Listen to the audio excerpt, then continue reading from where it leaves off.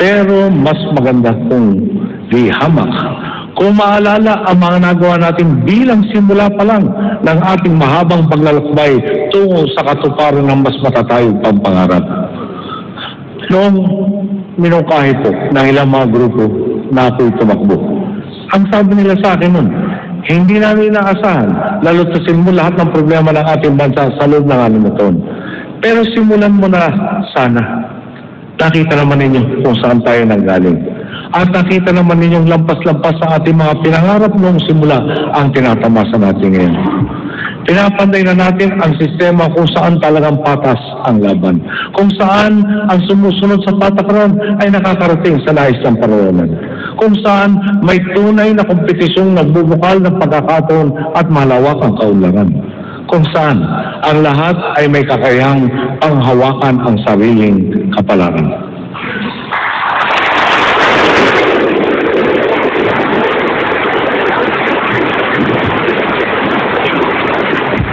Abot kamay na ang 1,000 kayang sumalo, umarga sa mga nasa laylayan.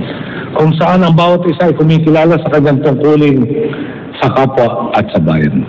Kung saan tuloy-tuloy at walang hanggang ang pakikiambag at sama-samang pag-angat ng sambayanan. Papalapit na po talaga tayo sa minimiti nating kinabukasan. Kung saan naghahari ang katarungan at tunay pong walang maiiwan. Ito ang resulta ng reforma at ito ang ipinaglalaban natin at patuloy pang ipinaglalaban. Hindi ang pagpapanatili ng nakasanayan, kundi ang pagbabago ng sistema para makinabang ang lahat.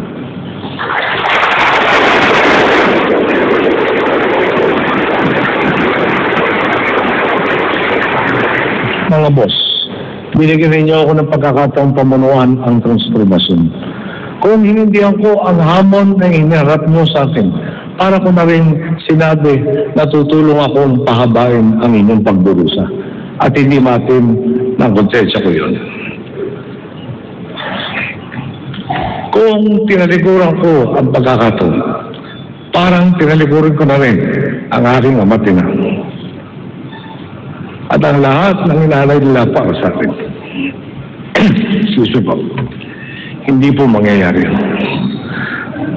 Sa paghakbang natin sa tuwidadaan, pinili ninyo ang mabuti at ang tama. Tumutuo kayo sa akin at ako naman po ay tumutuo sa inyo.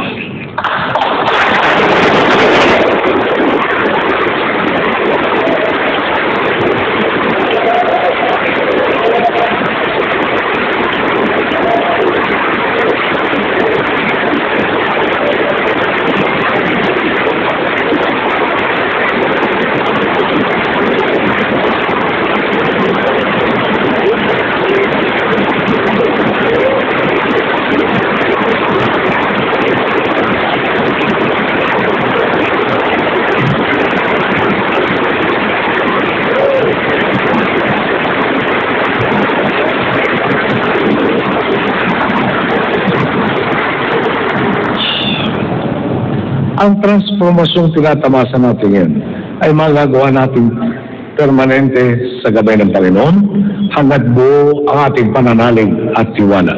At hanggat nagsisilbi tayong lakas ng isa't isa. Patuloy nating mapapatunayan na the Filipino is worth dying for. The Filipino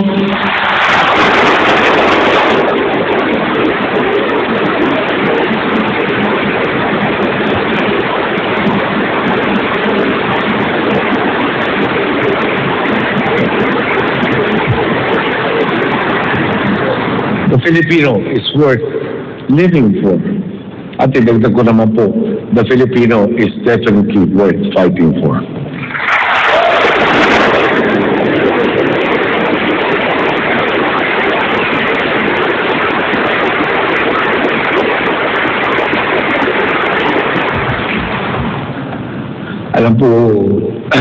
Alam po ni Vice President na noong 1987 magkasama kami, may kudeta, naambos po tayo doon, at tapos noon pangalawang buhay ko na po ito.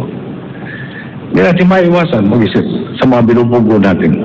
May araw kayang pagsampa ng tablado, trabaho ling araw. May magtatagumpay po maglagay ng bomba.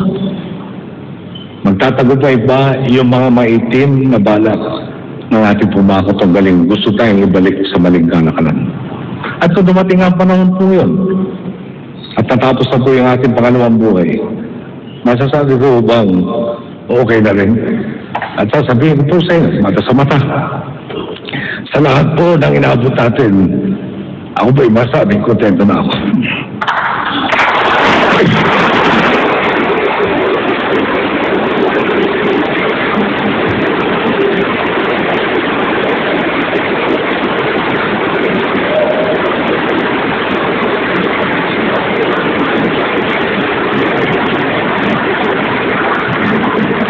Kontento na po ako dahil panatag ang kalooban ko. Ako po'y wala na dito, marami po ang magpapatuloy ng ating tinaak na. Baka yun lang po talaga ang papel ko, umpisahan ko. Nandiyan po ang mga taong tulad ni Cardinal Chito Tagle at ni Ka Eduardo Manalo at tulad ni Brother Eddie Villanueva, Father Catalino Arevalo at Father Jet Pilirin at ni Bishop Jonel Bilan at si Sister Agnes Guillen at ni Salvatierra. Sila po sa sektor ng religyoso, itutuloy nila ang ating pong sinimulan.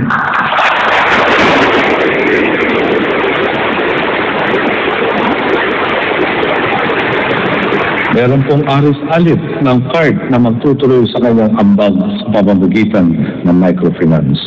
Nandiyan pong isang Alice Murphy at ang kanyang mga kasamahan sa Urban Poor Associates na talagang tutuluyan ang pangangalaga sa ating pong mga informal sectors.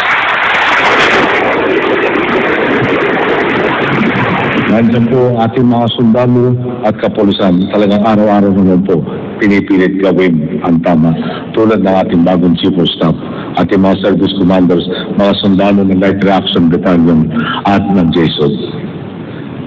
Nandiyan rin po, siyempre, hanay yung pinagalingan ko mga politiko.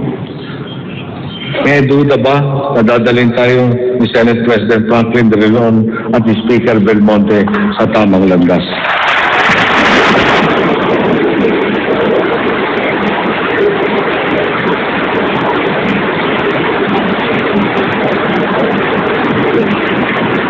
Naging pribileyo ko rin makipagtrabaho, makipag-unayan sa isang Governor Alfredo Marañon ng Negros Occidental. Hindi ko kapartido, pero palagay ko naman po kasama rin ako sa fans club sa tama ng pamamalakad sa Negros. Pero rin tayo mga umaangat na bago o mas bata sa akin politiko. Kaya ko naman ako sasabihin napakaluma ko ng politiko sa pagtukoy sa mga mas bata. Mga taong tulad ni Mayor Jed Mabilog at ni Mayor Len Alonte.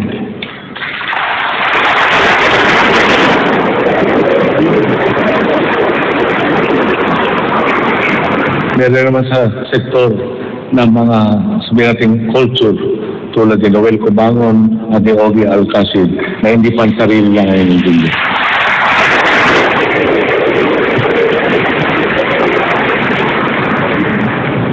Gabi po. Bago ako matulog, thank you, nakalampas pa ako sa araw. Kung sabi nga ng bata kami, finish or not finish, pass your paper, dumating na sa akin. Palagi ko naman, naramdaman na nyo kung anong pagbabagong karapatan ng bawat Pilipino mangyari. At bahala na kayo tuloy ko.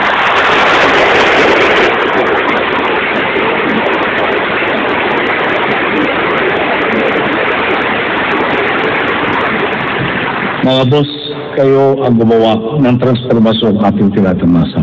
Kayo ang susi ng pagpapatuloy ng lahat ng positibong pagbabagong naabot natin. Buong-buo ang tiwala ko. Nasa eksena man ako, wala. Tutungo ang Pilipino sa tama niyang kalalagyan.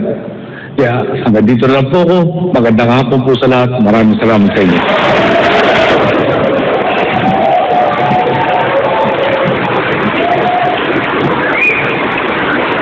Tapos na po ang State of the Nation Address ni Pangulong Noynoy Aquino.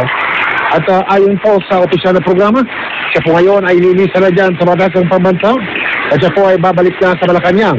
Matapos po niyang kabayan ang Presidente ng Senado, Senate President Franklin Drilon, at ang Speaker ng Kamara de Representantes, Feliciano Del Monte.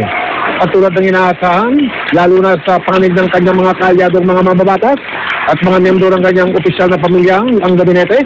Sila po ay nakatayo ngayon ang nagbibigay ng isang tinatawag na standing ovation. Pagbalik po ng Pangulo o paglisan niya dyan sa batas ng pambansa, siya po ay magkakaroon po ng tinatawag na post-sona cocktail o salo-salo sa nadadaluhan po ng mga kandidado na yan na dumalo ng personal dyan sa State of the Nation Address.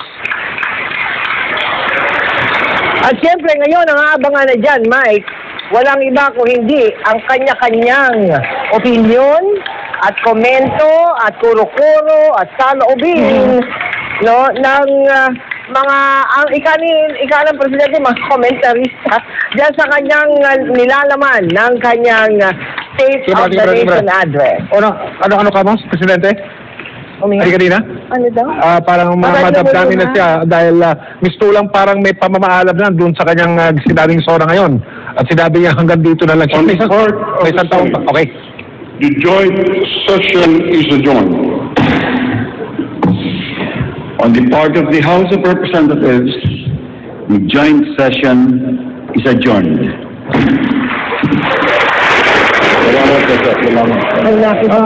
Napaluha. Sige, sa kayo. Tulad ng sinabi mo, Bel, no?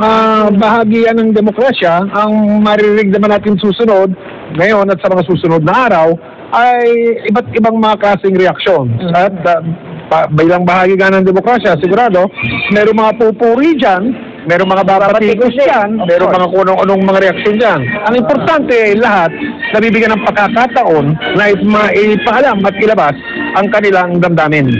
Bahagi pa rin niya ng tinatawag na protocol at programa ngayong hapon dyan po sa State of the Nation Address.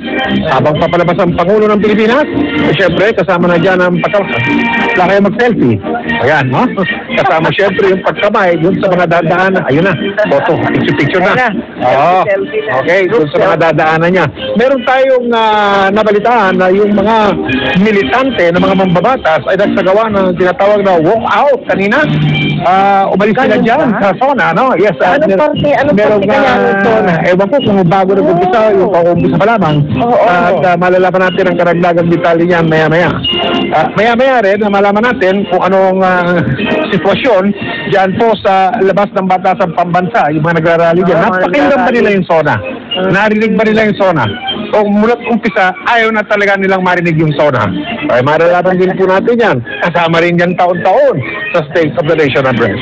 Pero Mike, nabanggit yung mga komentarista. Oo. Almusal, tanghalian. Hindi naman. Almusal, tanghalian at hapunan, meron pang midnight snack. Okay. Doon sa talumpati ng Pangulo, pumunto siya sa dalawang bagay. Una, tulad ng lahat ng zona ng lahat ng presidente, kung ano ang mga nagawa noong nakaraang taon. Pangalawa, doon sa reforma at sa pagbabago o tawag niya transformasyon na inumpisahan niya at sabi niya na kayo na lang ang magpapatuloy nito sapagkat papatapos na ako, huling zona ko na sa susunod na taon. Pero yung isang taon, matagal pa yun, Mel, ha? Matagal pa yun para sa isang bansa, lalo ng isang bansa tulad ng Pilipinas. Pero alam mo, consider mo election next year eh. Election next year, ngayon pa lang nga nakikita na natin maraming abala na sa sa politika. Bahagi din yan ng demokrasya. At yan po, kasama yun. At mga kapuso, karagdagang detalye ng State of the Nation Address at iba pang mga malalaking balita sa pagbabalik namin ni Mel mamaya sa 24 oras. At yan po ang special coverage ng GMA News and Public Affairs sa ikalimang State of the Nation Address si Pangulong Noynoy Aquino. Abangan po mga kapuso, yung komprehensibong